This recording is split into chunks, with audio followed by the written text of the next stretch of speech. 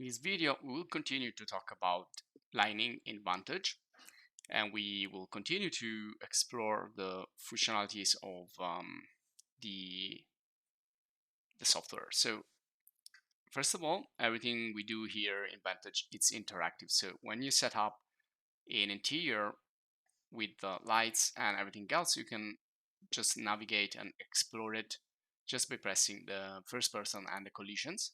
So everything is real time, and you can see the rendering there.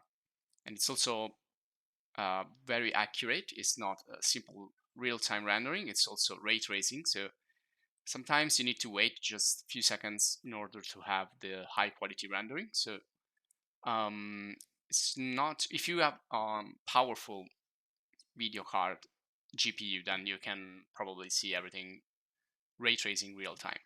So we experimented a little bit with the lights coming from V-Ray from SketchUp in the previous scene. So also we set up the ambient occlusion and the override material to focus our attention on lighting, and we use natural light and artificial lights to create this mix. And you can see that this light right here was imported using Chaos Cosmos. So if you don't have any V-Ray scene ready in the VR scene format, you can use definitely Chaos Cosmos lights. And in this video, we're gonna make some examples on how to use a standard scene, not a V-Ray scene, and using the Chaos Cosmos lights instead of just importing the different types of lights, just as we saw in the previous video. So it's going to be a really important lesson for those of you who don't have V-Ray or never use V-Ray in any software, and they just want to get started with VANTAGE and using a software, a 3D software. I'm going to use Blender, but because it's open source and free, but you can use any 3D software. So right here, I'm just showing you the lights panel again, and we can have like a light mixer. We can work with the lights really easy, real time, ray tracing. So anything we do is just gonna be already visible. So if I change the intensity here, if I change the colors of the lights, if I change anything, will be ready to be shown. So it's gonna be like directly and interactively shown in the viewport. So I can use the compact or base or advanced light panel. So when I need to go into details, I will use the basic most of the time. Sometimes I use the advanced, and then when I need to manage all the lights, I use usually the compact. So right now I just want to quickly switch from a day scene in an interior to a night scene in an interior. So what we need to address is the natural light first, and then we can get to the artificial light. So it's really easy thanks to this system to switch from day scene to a night scene. It's just a matter of defining the environment. Now, natural light is the only light that we cannot import from Chaos Cosmos yet. So you need to have, just in this case, talking about interiors or exteriors, you need to have a sun and a sky. And in this case, you have to have a VR scene ready. So you need to export from V-Ray from Rhino, V-Ray from Cinema 4D. You can see I have a folder here where I have exported from many different software where I use V-Ray as a plugin. Now, if you're interested in this software like Cinema 4D, 3D Studio Max, Rhino, SketchUp, and so on, you can see the courses in our channel. And also, if you're interested in V-Ray and Corona, you will find courses in the channel as well. So right now, I just want to continue a little bit with the scene, and then I want to show you some extra features about lights. So I'm going to switch to the compact, which is going to give me like an overview of what lights are available at the moment. And you can see there, that's the sunlight. So you can place that to 0 if you don't want any sunlight at all in the scene.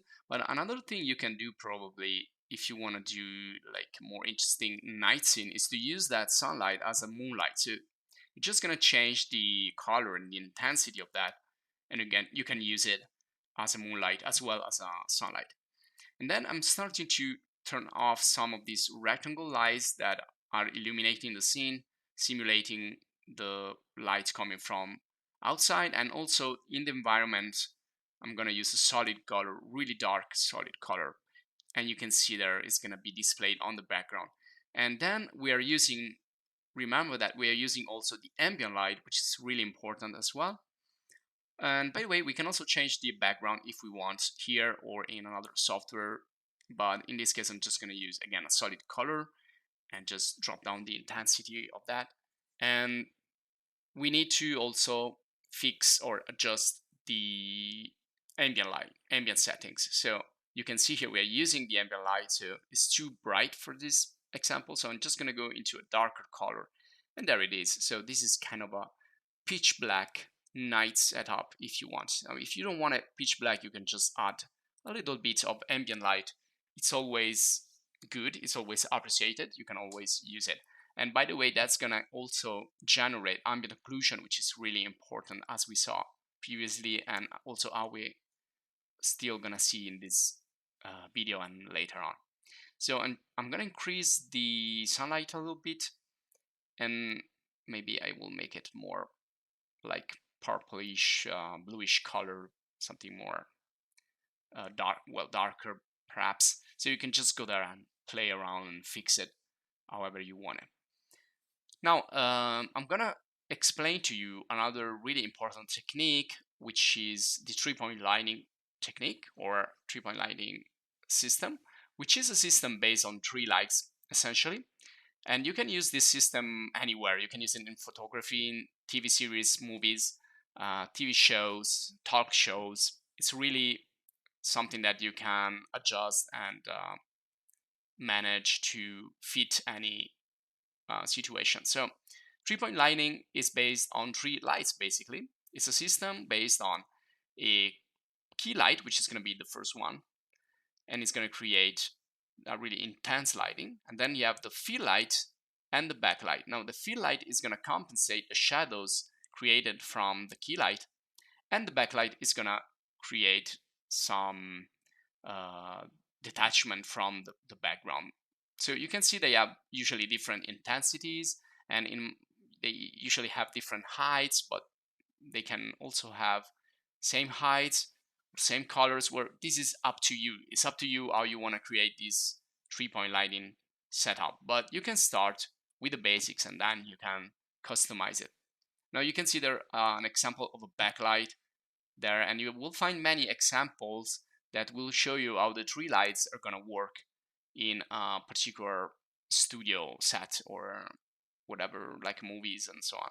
Now, excellent example is also black and white movies, like noir movies, where they use a lot lighting because they didn't have colors, so they need to express the story or the feelings or the situation or whatever with the lights, just with using light. So these are really important inspiration that we can use to study this. And if you search for photographic studio setup, you can see there are different types of lights. Some of those are really big, like umbrellas or panels, and some of those are really small and concentrated.